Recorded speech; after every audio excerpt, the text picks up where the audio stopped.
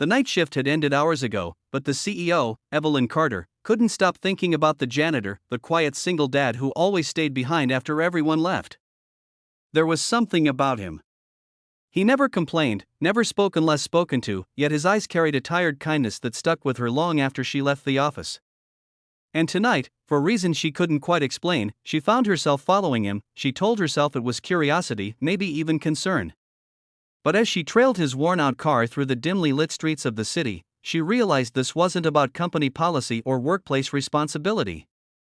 This was about something human, something she hadn't felt in years. The janitor, whose name she vaguely remembered as Daniel, finally turned into a quiet neighborhood far from the polished skyscrapers she called home. The houses here were small, some in need of repair, but the windows glowed warmly against the cold night air. Evelyn parked at a distance, her heart strangely heavy. She didn't know what she was expecting to find. Maybe a secret, maybe something wrong. But what she saw next made her breath hitch in her throat. Through the cracked window of the little house, she saw Daniel kneeling beside a small hospital bed. A young girl, no older than 7, lay there, frail but smiling weakly as he gently brushed her hair and whispered something that made her giggle. The room was modest, a few toys, a stack of medical bills on the counter, a flickering heater yet filled with warmth. Evelyn felt her throat tighten. She'd come looking for answers. Instead, she'd stumbled upon a story that would shatter her guarded heart. Daniel had worked as a janitor for 3 years at Carter Enterprises, cleaning floors no one noticed and emptying bins full of crumpled dreams. Every night, after finishing his shift, he'd rush home to his daughter, Lily, the only light left in his world after his wife passed away. Her illness had drained their savings, and the treatments were ongoing, but Daniel never complained.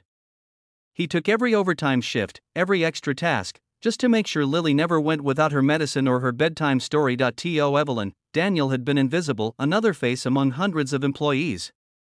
But lately, she'd started noticing small things.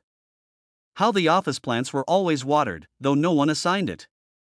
How the vending machines never jammed.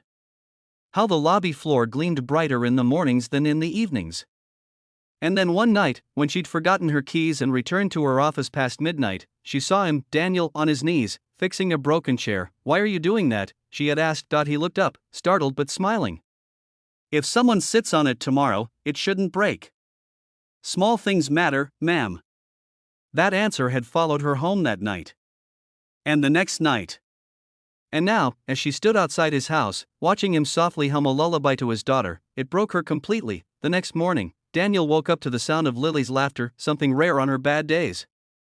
"Daddy, someone left a big box outside," she squealed. Daniel frowned, stepping outside. A large package sat on their porch, neatly wrapped, with a note attached. He hesitated before opening it.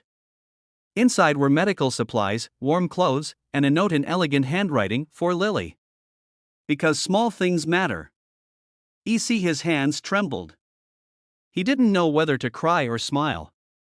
That night, he prayed, not for money, not for luck, but for strength. Meanwhile, at the office, Evelyn sat in her penthouse corner, looking out over the city. Her world of glass walls and board meetings suddenly felt meaningless compared to what she'd seen. That man, her janitor, was richer than she'd ever be, not in money, but in heart. Over the next few weeks, she quietly arranged for Daniel's daughter to receive full medical coverage through the company's foundation. She didn't tell him. She didn't want thanks.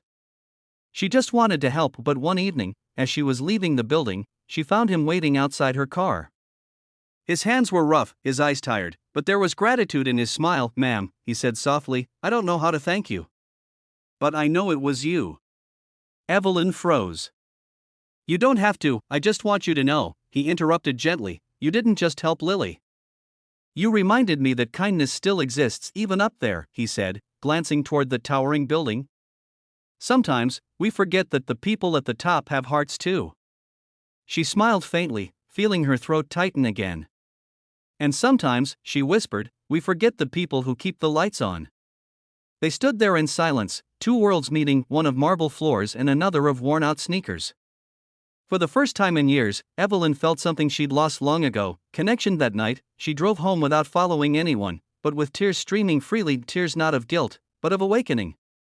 She had built an empire with her mind. But that janitor, that single dad, had built something far greater with his heart, and from that day forward, Carter Enterprises began a quiet revolution, one not written in headlines but lived in small acts of humanity. Evelyn made sure every worker was seen, every story heard. Because she had followed one man home and found the soul she didn't know she'd lost.